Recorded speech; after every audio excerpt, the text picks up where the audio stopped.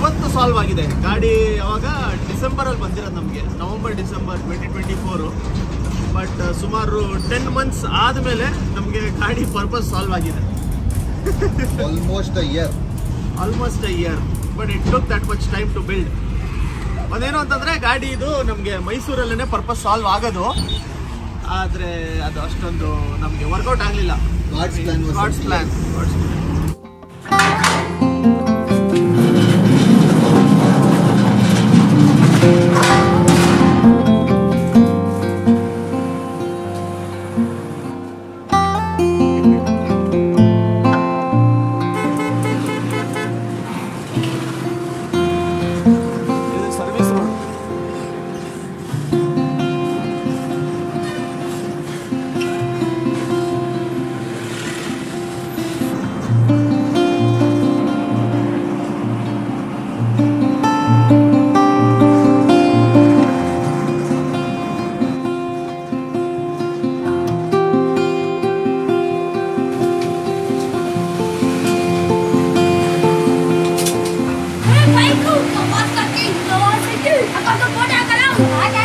ಆ ಕಡೆ ಹುಷಾರು.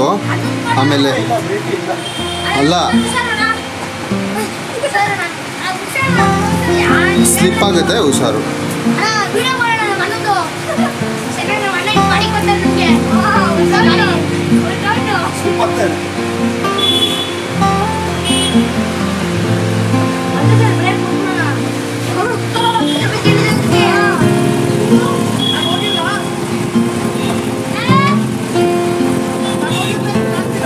ಹೋಗಿರಿ.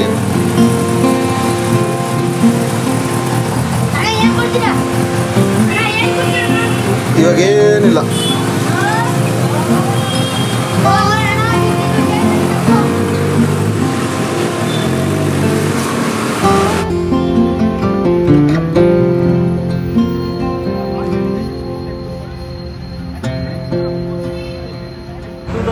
ನಲ್ಲಿ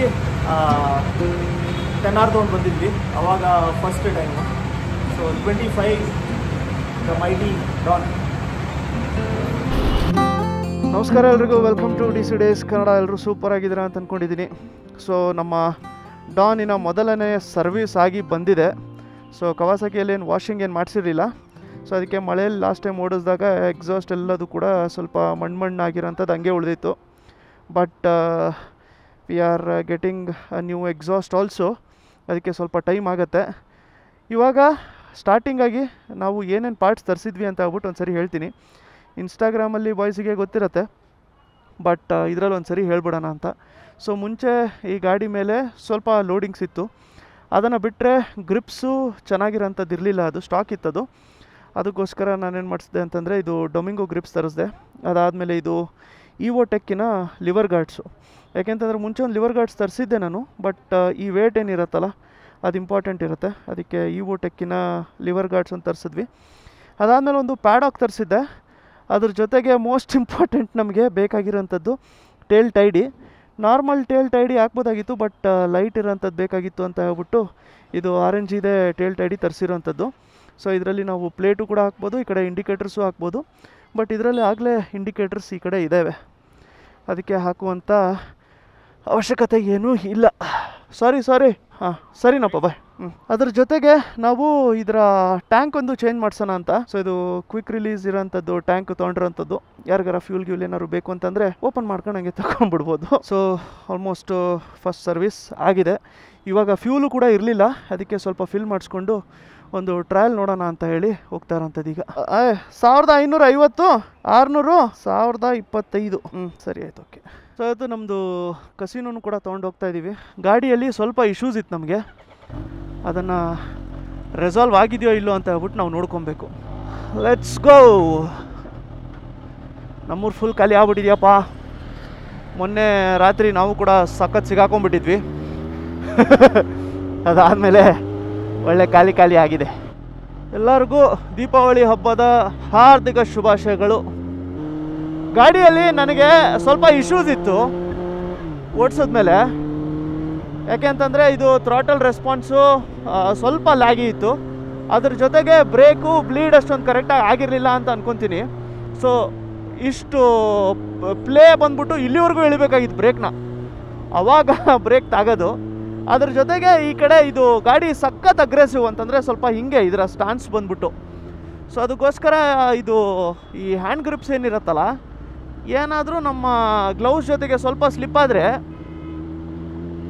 ನಾವು ಕೆಳಗಡೆನೇ ಡೈರೆಕ್ಟಾಗಿ. ಸೊ ಅದಕ್ಕೋಸ್ಕರ ಇದೊಂದು ಗಾರ್ಡ್ಸ್ ಒಂದು ಹಾಕ್ಸಿದ್ರೆ ಸ್ವಲ್ಪ ಗ್ರಿಪ್ ಇರುತ್ತೆ ನಮಗೆ. ಈ ಕಡೆಯಿಂದ ನಮ್ಮ ಕಿರ್ಬಳ್ಳಿಗೆ ಒಂದು ಸ್ವಲ್ಪ ಗ್ರಿಪ್ ಇರುತ್ತೆ ಅಂತ ಹೇಳ್ಬಿಟ್ಟು ಅದನ್ನೊಂದು ಹೇಳಿದ್ದೆ ನಾನು, ಅದನ್ನೊಂದು ಹಾಕ್ಸಿದ್ದು. ಅದ್ರ ಜೊತೆಗೆ ಇದರ ಮುಂಚೆ ಓನರು ಬಂದ್ಬಿಟ್ಟು ಸ್ವಲ್ಪ ಕುಳ್ಳ ಇದ್ದರು ಅವರು. ಅದಕ್ಕೆ ಅವ್ರು ಏನು ಮಾಡಿದರು, ಗಾಡಿನೇ ಕೆಳಗೆ ಇಳಿಸ್ಬಿಟ್ಟಿದ್ರು. ನಾವು ಅದಕ್ಕೆ ಏನೋ ಮರೆ ಗಾಡಿ ಏನಿದು ಮಂಡಿ ಮೇಲೆ ಓಡಿಸ್ತಾ ಇದ್ದೀನಲ್ಲ ಅಂತ ಹೇಳಿ ಅನ್ಸೋದು ನನಗೆ.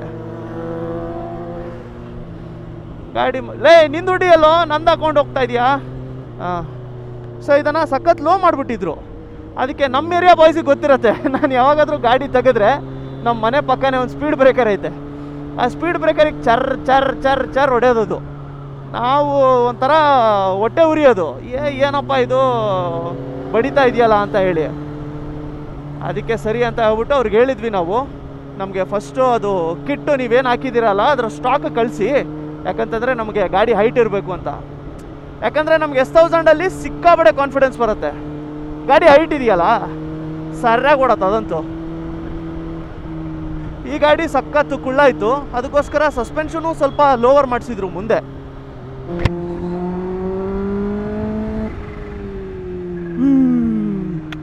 ಬ್ರೇಕ್ ಸಕ್ಕದ ಮಾಡಿದ್ದಾರೆ. ಹಿಂದ್ಗಡೆ ಬ್ರೇಕು ಅಷ್ಟೇ ಸಖತ್ ಲೂಸ್ ಇತ್ತಿದು.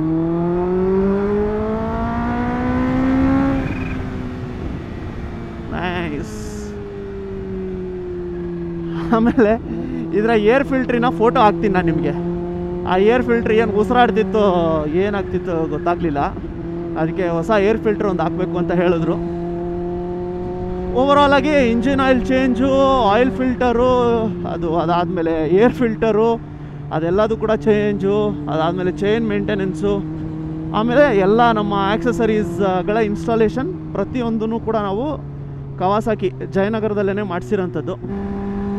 2018 10R ತೊಗೊಂಡು ಹೋಗ್ತಾ ಇದ್ವಿ ನಾವು ಸರ್ವಿಸ್ ಮಾಡಿಸ್ಕೊಳ್ಳೋದಕ್ಕೆ, ಉಣ್ಣಿಯವ್ರ ಹತ್ರನೇ.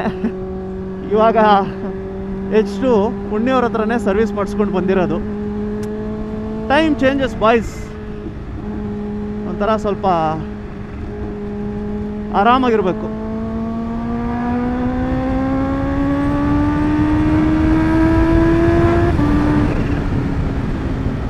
ಆದರೆ ಒಂದೇನು ಅಂತಂದರೆ, ನಿಮ್ಮ ಟೈಮ್ ಹೆಂಗೆ ಚೇಂಜ್ ಆಗ್ತಾ ಇರತ್ತೆ, ನಿಮ್ಗೆ ಹೆಂಗೆ ಸ್ವಲ್ಪ ಡೆವಲಪ್ ಆಗ್ತಾ ಇರ್ತೀರಾ, ಆ ಥರ ನೀವೂ ಕೂಡ ಸ್ವಲ್ಪ ಸ್ಟೇಬಲ್ ಆಗೋಕ್ಕೆ ಸ್ಟಾರ್ಟ್ ಮಾಡಬೇಕು.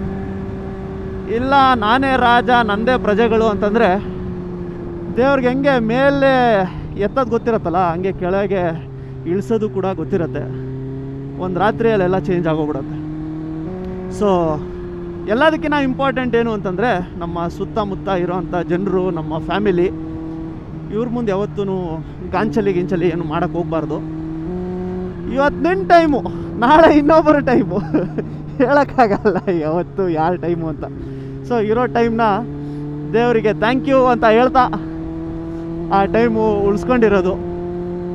ಟೈಮ್ ಇಲ್ದಿದ್ದಾಗ ದೇವ್ರ ಮುಂದೆ ತಲೆ ಬಾಗಿಸಿ ಮತ್ತೆ ನಡೆಯೋದು. ಈಗ ಈ ಗಾಡಿ ಸರ್ವಿಸ್ ಆಯಿತು.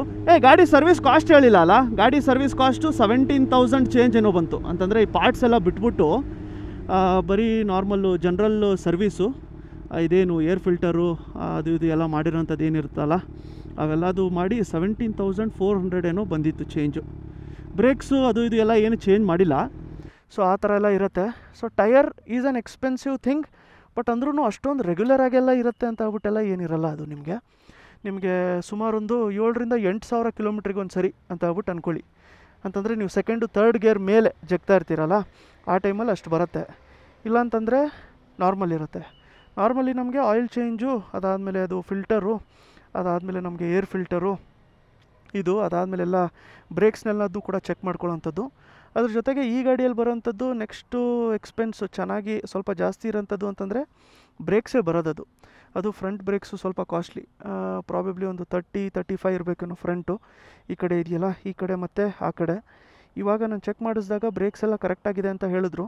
ಈ ಕಡೆ ಬಂದ್ಬಿಟ್ಟು ಈ ಕಡೆ ಹಿಂದ್ಗಡೆದು ಸ್ವಲ್ಪ ಕಮ್ಮಿ ಇರುತ್ತೆ ಎಲ್ಲ ಗಾಡಿದು, ಬಟ್ ಮುಂದ್ಗಡೆ ಸುಮಾರು ಕಾಸ್ಟ್ಲಿ. S1000 ನಾವು ಚೇಂಜ್ ಮಾಡಿಸಿದ್ವಿ, ಅದು 24,000 ಏನೋ ಆಗಿತ್ತು ಬರೀ ಫ್ರಂಟ್ ಬ್ರೇಕ್ಸಿಗೆ.